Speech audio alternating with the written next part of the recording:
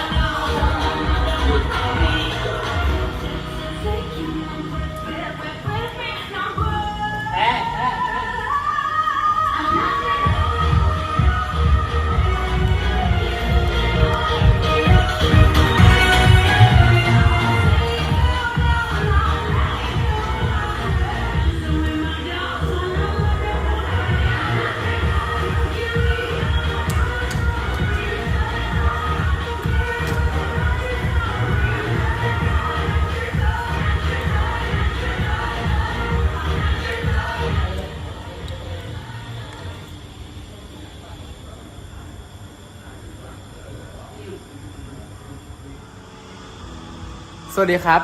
มาพบกับในช่วงตอบคำถามคีย์เวิร์ดนะครับผมตอบคำถามคีย์เวิร์ดนะครับคีย์เวิร์ดของเราได้คิดและก็ไต่ตองแล้วนะครับอยู่ในนี้นะครับจะโดยนางงามจะตอบโดยการแรนดอมนะครับถ้านางงามบอกหยุดเมื่อไหร่นะครับเดี๋ยวจะอ่านคีย์เวิร์ดให้ฟังนะครับโดยมีเวลาตอบแต่ละท่านนะครับ30 วินาทีนะครับผมในลำดับต่อไปนะครับเดี๋ยวจะขอเชิญนางงามหมายเลข1นะครับขึ้นมาตอบคำถามคีย์เวิร์ดด้านหน้าเลยครับพร้อมนะครับตั้งสติดีๆนะครับผมในการตอบคำถามคีย์เวิร์ดครับผมถ้าพร้อมแล้วบอกหยุดได้เลยนะครับหยุดครับได้คำว่า69นะครับพร้อมแล้วเริ่มครับ69นะคะในความคิดของดิฉันคือการหกล้มและต้องก้าวต่อไปเพื่อชัยชนะที่ยิ่งใหญ่และความมุ่งหมายที่ยึดมั่นขอบคุณค่ะครับผมสำหรับนางงามท่านแรกจบไปแล้วนะครับสำหรับคีย์เวิร์ด30 วินาทีนะครับจะบอกว่าใช้เวลาได้คุ้มค่ามากครับแล้วก็ตอบคำถามได้กระชับและเข้าใจง่ายมากครับผมลำดับต่อไปขอเชิญนางงามหมายเลข2ขึ้นมาด้านหน้าเลยครับถ้าพร้อมแล้วสามารถบอกหยุดได้เลยนะครับหยุด สำหรับนางงามท่านนี้นะครับ ได้คำว่านั่งเพียรถ้าพร้อมแล้วเริ่มครับ จากคำว่านั่งเพียรหมายถึงการกระทำที่มีสติ มีสติในที่นี้คือเพียรก็หมายถึงแสงสว่าง คิดเพื่อจุดมุ่งหมายที่สู่อนาคตที่แสงสว่างอันรุ่งโรจน์ค่ะ จบไปแล้วนะครับสำหรับคำถามของหมายเลข2นะครับผมในลำดับต่อไปนะครับ จะขอเชิญหมายเลข3ขึ้นมาตอบคีย์เวิร์ดด้านหน้าเวทีเลยครับถ้าพร้อมแล้วบอกหยุดได้เลยนะครับสำหรับหมายเลข3นะครับได้คำว่าเซ็กนะครับถ้าพร้อมแล้วเริ่มครับ ค่ะเซ็กในชีวิตประจำวันทุกคนมีมีความสัมพันธ์ในการเซ็กนะครับเซ็กนะคะคือการมีเพศสัมพันธ์เซ็กเป็นขอบคุณค่ะ จบไปแล้วนะครับสำหรับการตอบคำถามในรอบคีย์เวิร์ดนะครับผมจะมีนางงามหลายท่านที่ตอบได้เข้าใจและก็ตอบโจทย์นะครับ แต่มีนางงามบางท่านที่อาจจะตอบได้ไม่ถูกต้องตามหลักที่เวทีต้องการนะครับผมเดี๋ยวยังไงจะให้ทางกรรมการพิจารณาและก็มอบมงตามความเหมาะสมอีกต่อไปนะครับผมในลำดับต่อไปนะครับ เดี๋ยวเราจะให้นางงามทั้ง3ท่านนะครับได้ไปพักและพบกับในรอบชุดราตรีครับผม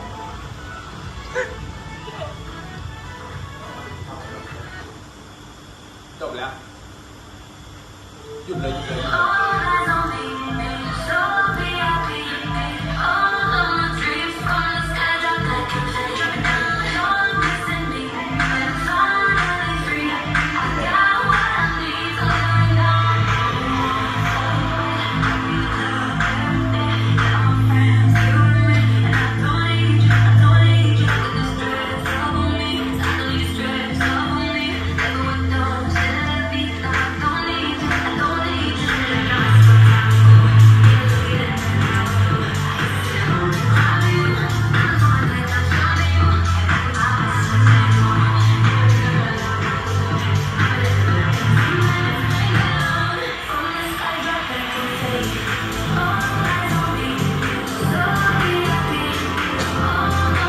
เชิญชมรอบชุดลัตตี้ได้เลยครับ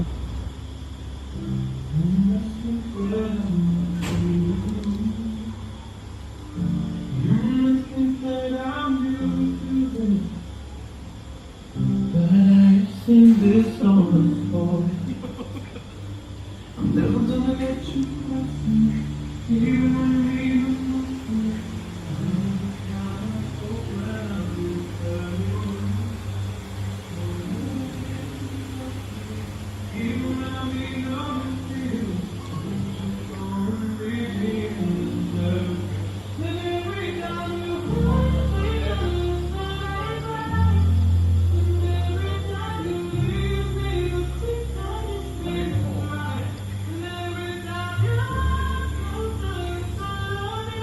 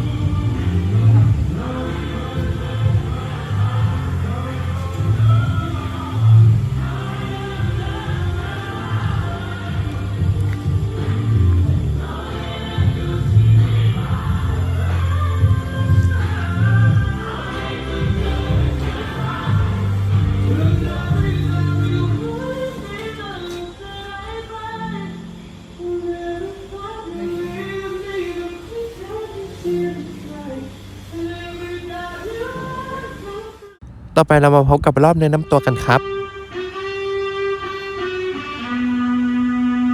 Imagínate, tú y yo la arena, el sonido de las olas recorriendo todo tu cuerpo. Bésame, tócame y baila conmigo.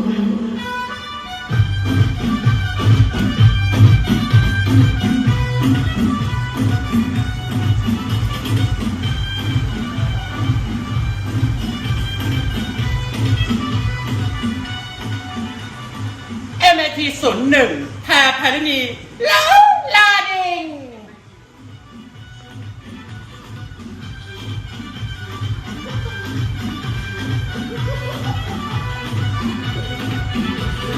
Baila conmigo.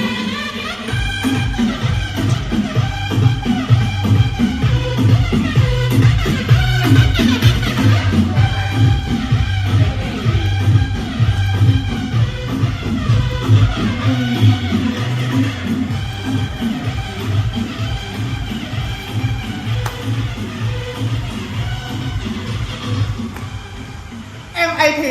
02 พัทยา อ้าวไม่อยาก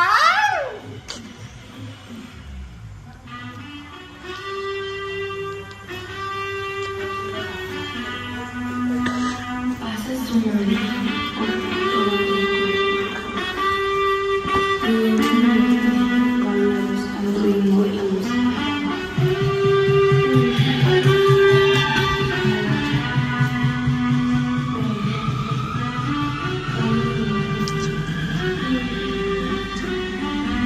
Y baila conmigo.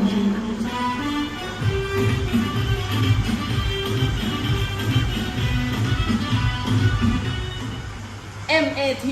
03 ตรีชดา อักษรเกาะห้าง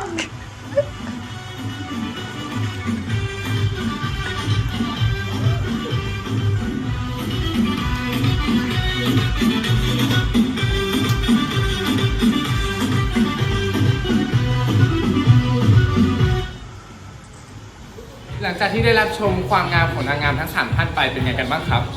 จะบอกว่าถ้านางงามท่านไหนสวยเข้าตาเก็บไว้ในใจก่อนนะครับ ในลำดับต่อไปนะครับ จะมาฟังทัศนคติของนางงามของทั้ง 3 ท่านกันนะครับว่าทัศนคติจะเข้าตาหรือว่าเข้าถึงท่านผู้ชมมากน้อยแค่ไหนนะครับลำดับต่อไปนะครับขอเปิดตัวนางงามทั้ง 3 ท่านด้านบนเวทีเลยครับผมเชิญเลยครับ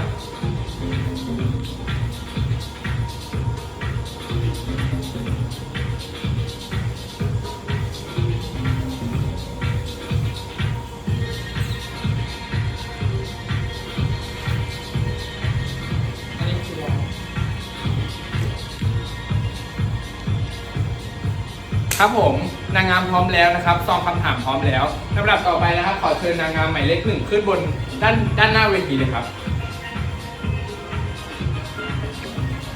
ไม่ได้กันนะตรงนี้เลยพลังกำมัดครับเชิญนางงามหยิบซองคำถามได้เลยครับ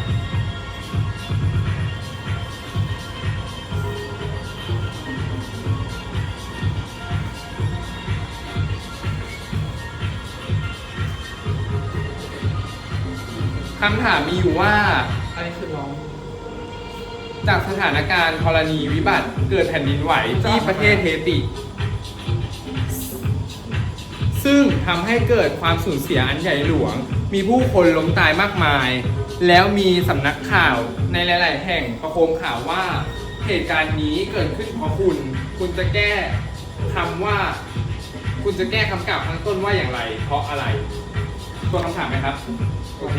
จากสถานการณ์ธรณีวิบัติเกิดแผ่นดินไหวที่ประเทศเฮติ ซึ่งทำให้เกิดความสูญเสียอันใหญ่หลวง มีผู้คนมากมายล้มตาย แล้วมีสำนักข่าวในหลาย ๆ แห่งประโคมข่าวว่าเหตุการณ์นี้เกิดขึ้นเพราะคุณจะแก้คำกล่าวข้างต้นว่าอย่างไร เพราะอะไรครับ สำหรับดิฉันคิดว่าเหตุภัยพิบัตินั้นเกิดจากธรรมชาติ หากว่าดิฉันจะต้องแก้ข่าวในเหตุการณ์นี้ดิฉันคิดว่าควรมองกลับไปที่การกระทำของทุกคนว่าสามารถ อนุรักษ์สิ่งแวดล้อมที่ธรรมชาติได้สร้างขึ้นมาได้มากน้อยเพียงใดก่อนที่จะเกิดเหตุภัยพิบัตินี้ และคุณจงพิจารณาตัวเองว่าดิฉันทำอะไรเพื่อสังคมและเพื่อธรรมชาติเพื่อโลกของเราขอบคุณค่ะ ขอบคุณหมายเลข 1 ครับ ขอเชิญหมายเลข 2 ด้านหน้าเวทีเลยครับผมอีก 2 คำถามได้เลยครับ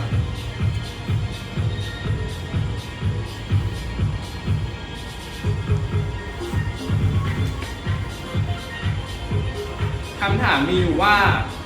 สมมุติว่าคุณเป็นทองกวาวนางเอกละครสุดฮิตตลอดกาลมนต์รักลูกทุ่ง แล้วฉากที่คุณกำลังแสดงอยู่ในขณะนั้น เป็นฉากที่ทองกวาวกำลังเดินไปตามหาพี่ขาวในท้องทุ่งนา แต่บังเอิญคุณเหลือบไปเห็นพี่ขาวกับชายอีกคนกำลังมีอะไรกันอย่างโจ๊กคลึ้มคุณจะอุทานว่าอะไร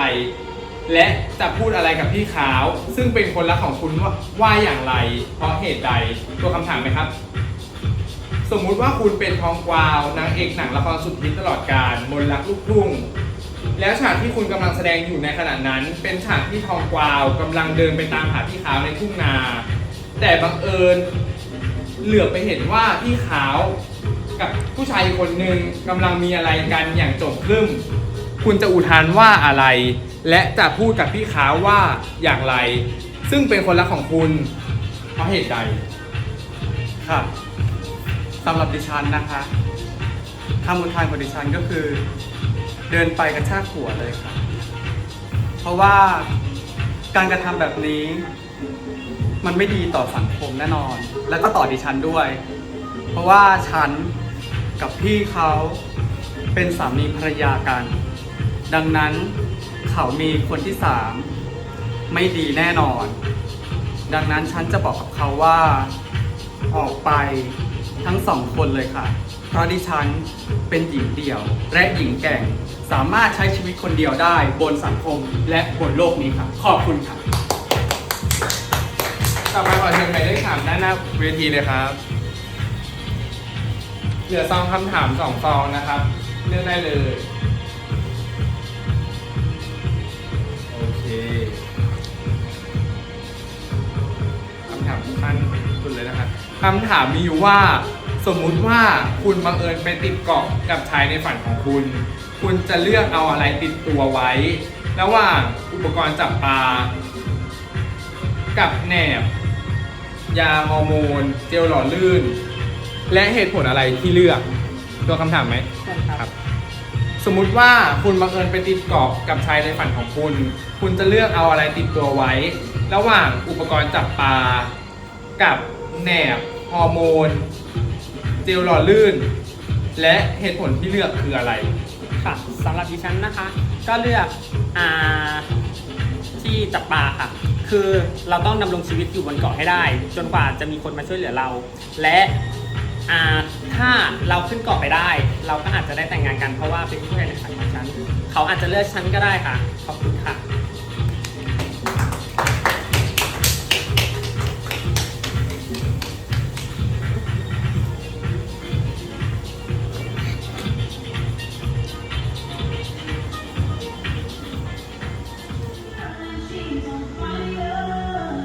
ฟังการตอบคำถามของนางงามทั้ง 3 ท่านกันไปแล้วนะครับ ช่วงเวลานี้จะถึงช่วงเวลาที่ผมต้องอำลาตำแหน่งในการประกวดในครั้งนี้นะครับเนื่องจากผมได้ตำแหน่งจากการประกวดครั้งที่แล้วนะครับต้องบอกก่อนเลยว่าการจัดประกวดครั้งนี้หรือการจัดประกวดทุกๆครั้งยอมรับนะครับว่าจัดขึ้นมาตลกๆแต่การจัดการประกวดนะครับก็คือเราจะต้องได้ออกไปเที่ยวถึงจะได้จัดการประกวด1 ครั้งนะครับจะบอกว่าเป็นประสบการณ์ดีๆเหมือนกันนะครับถ้าไม่จัดการประกวดในครั้งนี้ก็ไม่มีโอกาสได้แต่งตัวแบบนี้ได้ทำอะไรที่เด็กๆแบบชอบที่จะทำอยากที่จะทำครับแล้วก็สำหรับการจัดประกวดนะครับก็เหมือนการได้เจอเพื่อนๆถ้าเราไม่ได้จัดประกวดหรือเราไม่ได้ไปเที่ยวเราก็จะไม่ได้ค่อยได้เจอเพื่อนๆอันนี้ก็จะเป็นการรวมตัวกับเพื่อนอีกครั้งหนึ่งนะครับซึ่งได้เป็นการพักผ่อน พักผ่อนสมองจากการทำงานพักผ่อนสมองจากเรื่องเครียดๆต่างๆนะครับ ได้มาเจอเพื่อนได้มาเจอธรรมชาติ ได้ทำอะไรตลกๆกันนะครับสำหรับวันนี้ถึงเวลาแล้วที่ผมจะต้องทำลายตำแหน่ง และมอบมงกุฎให้กับนางงามคนต่อไป และจะจัดประกวดในครั้งต่อไป ก็คือเราจะได้เจอกันกับเพื่อนอีกครั้งหนึ่งขอบคุณครับ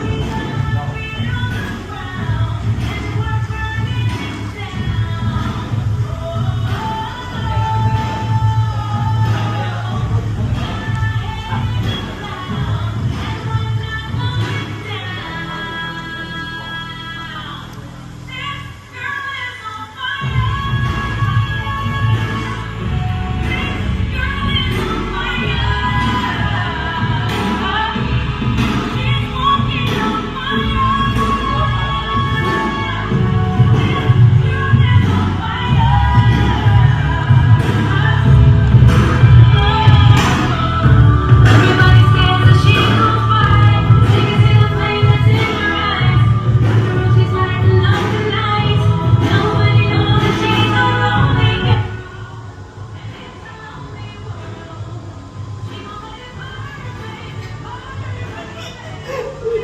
สำหรับการประกวดในครั้งนี้นะครับ มงกุฎนี่คือมงกุฎนะครับสำหรับผู้ที่จะชนะนะครับผมมงกุฎนี้นะครับได้รับแรงบันดาลใจจากการจัดประกวดในครั้งนี้นะครับ คือจัดในจังหวัดกระบี่นะครับผมโดยเราเลือกมงกุฎที่มีมุกนะครับ ซึ่งเปรียบเสมือนใจความใจกลางของทะเลนะครับผมขอบคุณครับ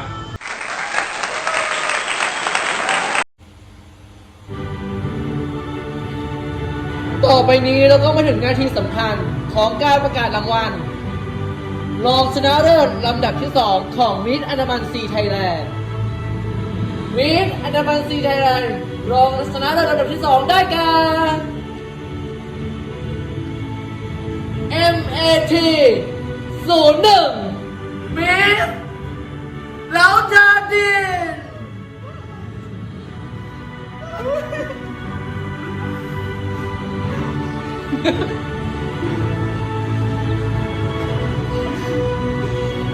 ต่อไปเรามาถึงนาที สุดกระชากหัวใจของเรานางงาม รางวัลชนะเลิศของมิสอันดามันซีไทยแลนด์ได้แก่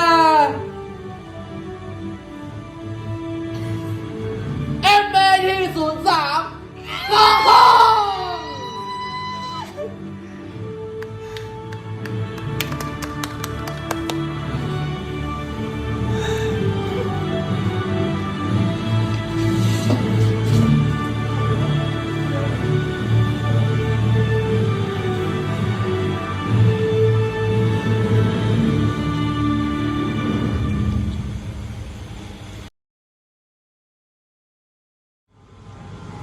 When you hold me